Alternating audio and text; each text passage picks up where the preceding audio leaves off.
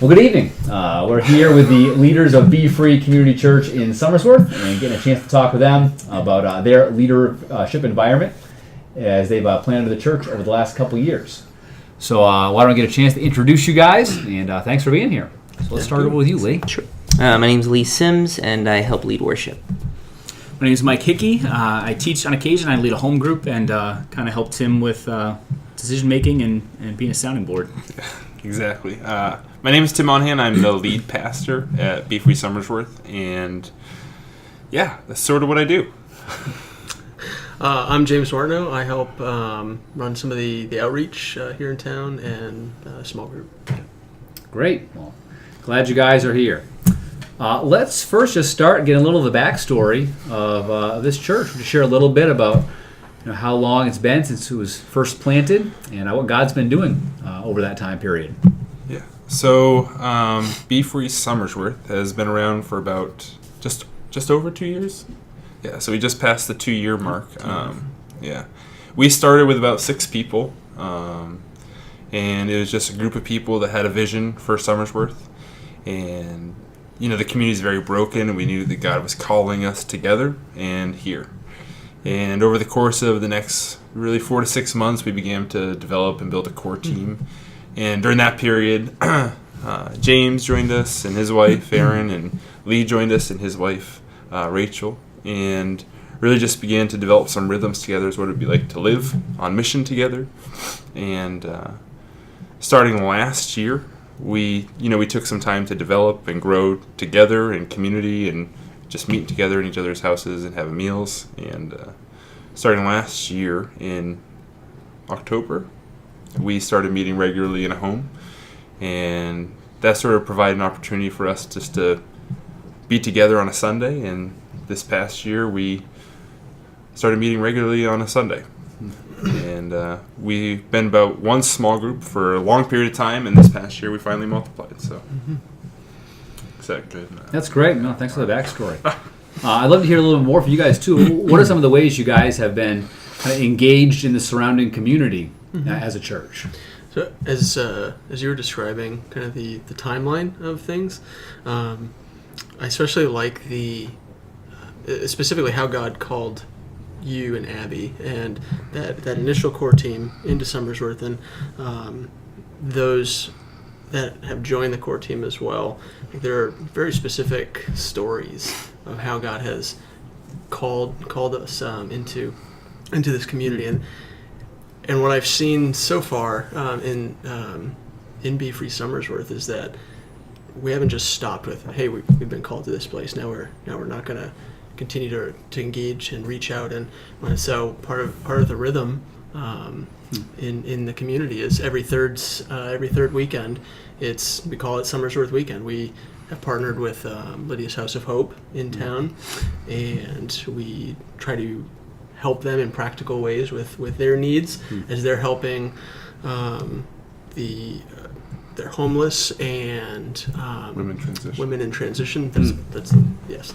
And so that's been a really cool opportunity, as well as just building relationships through community events like Pumpkin Fest and carnivals and things like that. And 2 years of doing that, there's been some relationships that have definitely come out, and it's been pretty cool to see. Yeah, that's awesome. How God works through that. It's a great rhythm. Yeah. And what's happened is we talk about people, like we'll ask how big's the church, and we talk about if everybody was there, there'd be but we looked at kind of the families and the groups and the people that have been coming back, and probably 95% of them are friends and neighbors. Literally some neighbors that live around us, or people that we met in like a Beachbody fitness thing, or like some neighbors of ours from Dover that now come out, and that turned into why we felt God moving to multiply us into 3 home groups, because and that was a cool move in and of itself, because it almost turned into sort of geographically where was God doing some of his movements. Like the small group that I help lead, we all live within a sort of 3-block radius and have been reaching out to the neighbors within. And I know there's been similar things to some of the people still in Dover that have been coming out, and like people in your guys' neighborhood too as well. And that's just been I think a true testimony of like really seeing that it's God himself who is taking root in Somersworth and calling us specifically to those that we live nearby that you know, I don't know, that's been a really cool, I think, a sign of like, yeah, like things we're responding to the call because it's drawing in people that we interact with on a daily basis. So This community is hurting a lot. And there's not, we call it community, but there's very much so a lack of it. Very transient, very hands off, but people are committed to this town for sure. People live here their whole lives, but there isn't a deep relationship. So there's a hunger for that for sure. And I think to just go all the way back to that question, like our rhythms and what they look like. I think one of the things we went to a training, or I don't know what you call it, with Tom Johnston, and one of the questions he asked you was like, are you planting or are you nurturing the community, the church that Somersworth needs, or fill in the blank of whatever your community is. And one of the things that became very real is like Somersworth needed people that were hands-on. And so, you know, our rhythm, what James was talking about, bleeds into that. Like, we take a Sunday away from church to be present in the community. You know, we take time then after that to have like our small groups become celebrations of, hey, we met you while we were cutting pumpkins, come in. You know, we saw you across the street, come in. And then we bring that into our weekly rhythm. And so it's trying to be present with the needs of Somersworth. Yeah. And it's like, it's nothing special, like, but it's what Somersworth needs. Yeah. So I love it. Well, it's evident that you guys have a good core here of leaders, and I'd love to hear the backstory, not just about the starting of the church and the work in the community, but really kind of this leadership group. And I know there are other leaders, but how has the leadership community developed here in this church plant?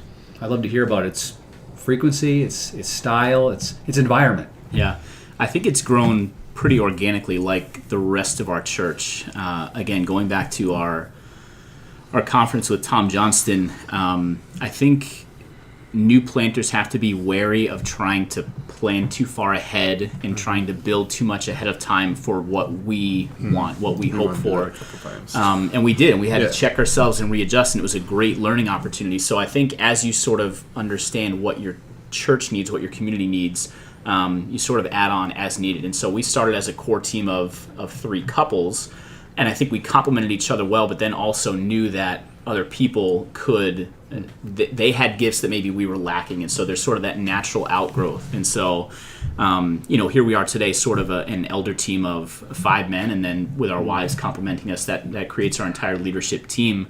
So even just the chance to meet together monthly as the elders gives us a chance to speak into each other's lives, not just as an accountability group, but really just to understand everything that's going on, be relational with one another, because that's when we find we can do the best nurturing and the best mentoring for each other, is when you actually know what's happening. And then, of course, being in the same home group for a long time until we multiplied, you have that as well. So we just had constant touch points with each other to always know what's happening. We always know, because you're with people that frequently and you have true relationships, you know when someone's off. You know when someone needs a little more encouragement, when they need, maybe need space, whatever it is. But I think we've gotten pretty in tune with one another through that.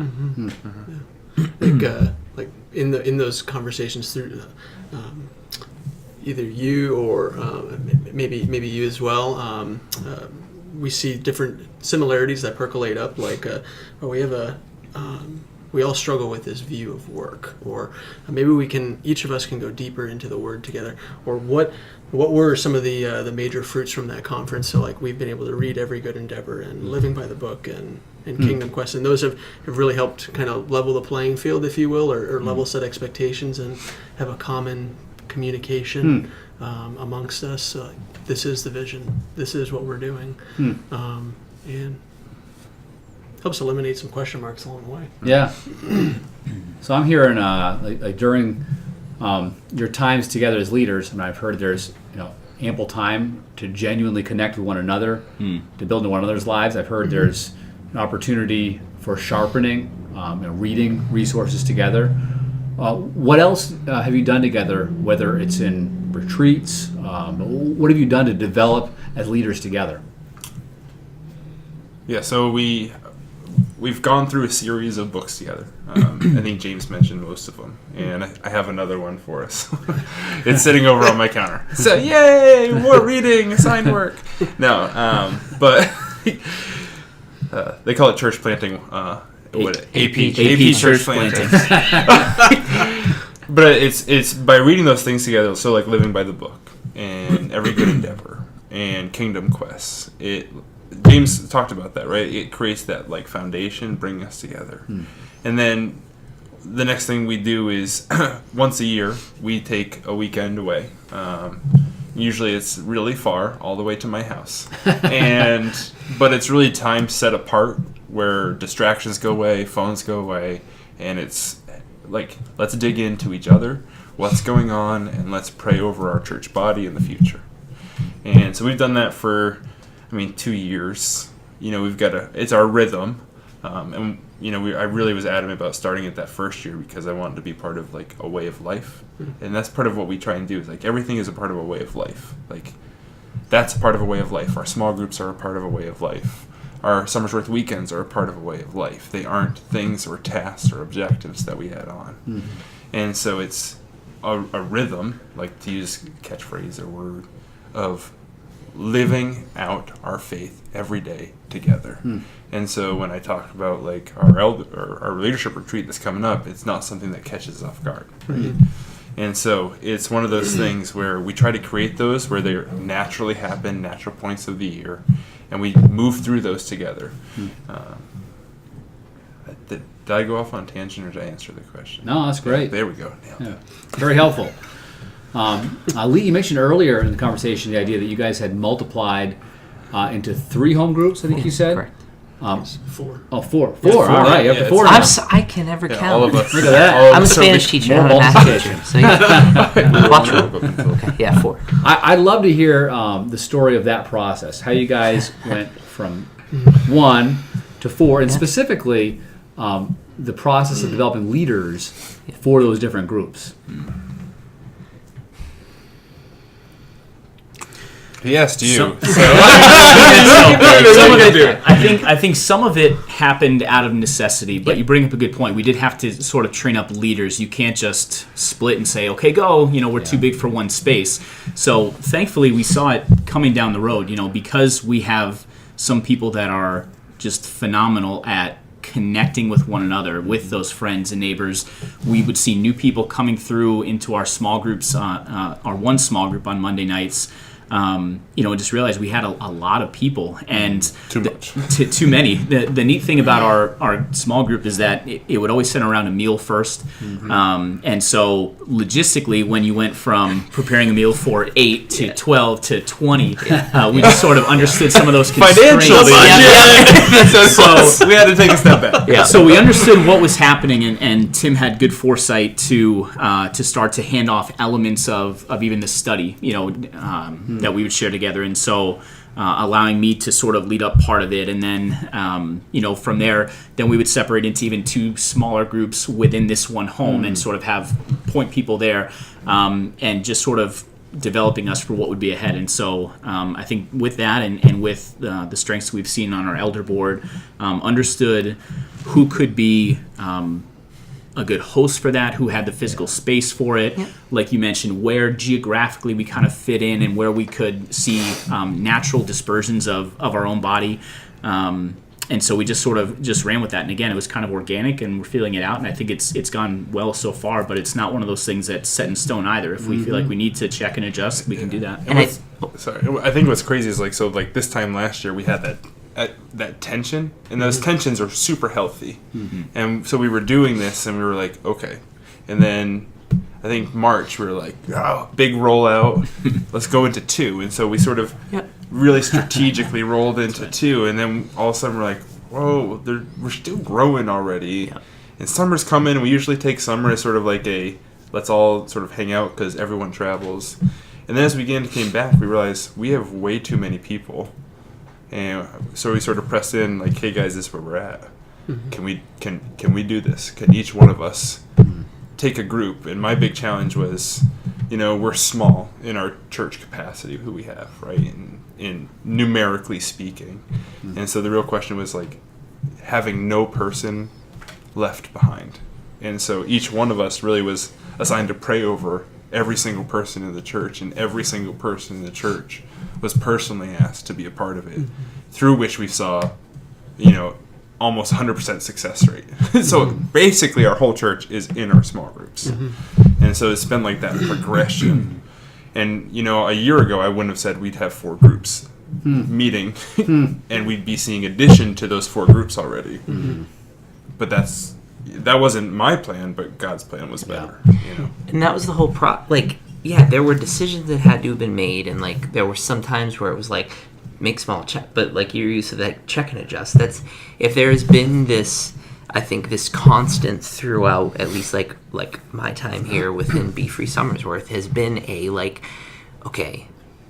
our core is like we love God, we love others, and we make disciples. How is this playing out in anything from a Sunday service to our Monday nights to our Somersworth weekends to our interactions, like to our times together as leaders, to how, because we really, I look at the way we act here, and at least like I can attest to in most like small groups, that's how we roll with our small groups. We check in with each other, we share a meal, we invest in each other's lives. And so when it came to that point where God was like bringing up all these people and putting on our hearts like, man, how can we better love them in a smaller way? And we kind of were praying over, and I remember that night when we kind of brought names to the table, and there maybe were a few that we were kind of like, but like overall it was just, you could just tell it was God ordained. Like just names were on people's hearts, and like already we're seeing some growth. Like we've had a few people sort of come in and out of like our small group, and some ebb and flow with others, and it's just been this cool, like, there's pain, like we miss all hanging out together. We try to do some stuff like that, but we also know that there's that joy, and like to know that there are newer relationships, and that we're all like that foundation of Christ means that even if we're all meeting separately, we know we're together on a Monday night in like a spiritual sense, I guess. Yeah. Well, that's one of the things too that we've committed to, no matter how big we get, at least for the foreseeable future, that small groups will always be on Monday nights. Not one's going to do Thursday night and another one's going to be Wednesday, and flexing, but really having this knowing that throughout the entire town of Somersworth there are pockets of people meeting together and growing together in the Lord, praying together and trying to be the light in those different areas, praying over the community. And I think one of the reasons too for the Monday nights, like this is a priority. Like this is if this is a priority for you, then maybe something has to shift in your personal life to make it happen. But this is what we're doing. That's really great to hear. Well, last question for you guys. I think you have one of the coolest gathering points for your Sunday gathering. So share with us a little about your the space you gather. Bringing shame to Taekwondo right now. Is that Taekwondo? No, that is not even close, but it's okay. Watch the movie. 3rd-degree black belt. Well, all that being said, and this is, I gotta tell a story. So I'm also the manager of a Starbucks, and this is about a year ago. So not knowing what was coming down the pike, but feeling the tension. Like eventually we're gonna need space. Like we're not gonna be 15 people forever, and so we sort of just like put our feelers out because we want to be in the community. We want to be in Somersworth. And Lee was at my store grabbing a cup of coffee, and he saw his old Taekwondo instructor. And it was during that time where we sort of shared our story. And the next thing off the guy's lips was, I'm building a facility. Maybe I can help you guys out. You're just going to have to wait. I mean, we had nothing but time. So next thing you know, July rolls around, and we're pretty much... He's offering up his space. an opportunity for us to put a sign up on his facility, like at next to no charge for us, just because we have a heart for the community, which matches his. And so we meet at a Taekwondo studio, and we literally take our shoes off, which most people, believe it or not, even the new people that come in, talk about how much they like it because they feel at home. And I'm like, well, I mean, because you can't be pretentious when you don't have shoes on, right? So socks are gone, feet smell, but you're still together. And so we meet at a Taekwondo studio in Somersworth, and it's just been such a blessing because he continues to partner with us. And so God definitely orchestrated that, well before we thought that's where we would meet. And so Mr. B's Taekwondo, if you're looking to get some karate. Same thing, right? Taekwondo, karate. Sure. But no, it is true, and like so Adam and I have known each other for well over probably 15 years. Like, we trained together for a long, long time, and it would be one of those I would run into him almost every year at the Christmas parade in Dover because he'd have his school go through, and we would play the once-a-year catch-up. So, because I knew him before he was even married, and now he's got a daughter who's in college and this and that, and so this run-in at Starbucks was just one of those times, and his wife happened to be there, and it was that, like, he's asking, what's going on? I'm like, I'm in this new church. It started in Somersworth. And he's like, that's great. Where do you guys meet? I'm like, actually, it's funny you say that because we don't. And that's where it, like, connected him with Tim. And it's this idea that, like, we never know the true scope of the story that's God's writing. We just have to be faithful to be in those moments and to think that, like, it was those years of relationship, and, like, he cares about Somersworth. Like, I think he cares in some ways as much. He might have a different focus, but he cares,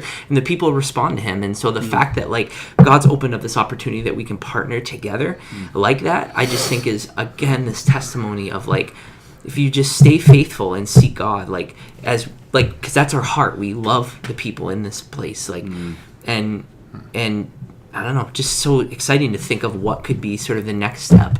It's daunting. I joke about how sometimes I feel like we're getting into, like, the middle school years of our church, of, like, this awkwardness of, like, what are we doing and how are we doing it, but all those questions kind of, like, melt in response to, like, the way that the Spirit's moving, and, like, it's changed us each personally. I see this. Like, I've known these guys for a little bit longer, even James over the last couple years, and to see the way that the Spirit has changed us in both this leadership way, but also just through the stuff that's happened within the community, and to see him doing awesome things within the people in the church, and then to never know who will be there on Sunday.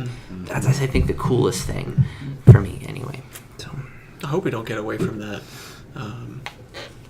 That utter dependence upon God in those awkward middle school years, because you don't know what you're doing, because you don't try to figure it out. Like, you have this security, if you will. You're like, God, I need you to show up. And I hope that we don't think that we get to a point where, like, oh, we got this, because that'll be disastrous. Good word. Well, guys, I'm thankful for your time. It's great hearing what God's doing, and look forward to hear what he does in the year to come. Thank you. thank you. Thanks, man.